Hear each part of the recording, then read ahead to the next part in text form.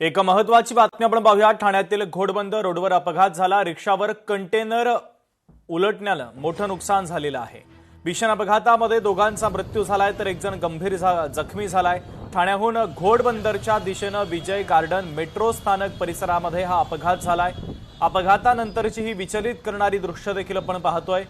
ठाण्याहून घोडबंदरच्या दिशेनं आता मोठी वाहतूक कोंडी झालेली आहे। आताची सगळ्यात महत्त्वाची आणि मोठी ब्रेकिंग न्यूज एका अपघाताच्या संदर्भातली आपण पाहतोय।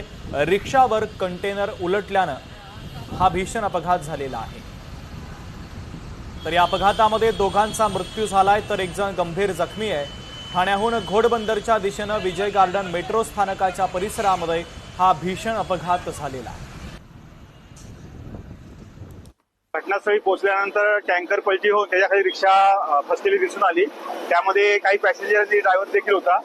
आम्ही ताबडतोब त्या ठिकाणी 2 फराना क्रेन मागवून घेतल्या आणि त्या फरानाच्या मदतीने तो टँकर उचलून त्याकडून रिक्षा बाहेर काढली। त्यामधून 2 जखमींना बाहेर काढलेला आहे आणि ड्रायव्हरला देखील बाहेर काढलेला आहे आणि त्या सर्वांना आपण हॉस्पिटलमध्ये पाठवलेलं आहे। सध्या आपण जो ट्रक आहे तो बाजूला करून घेतलेला आहे आणि टँकरचा जो भाग आहे तो देखील आपण आता बाजूला करण्याचे प्रयत्न चालू आहेत।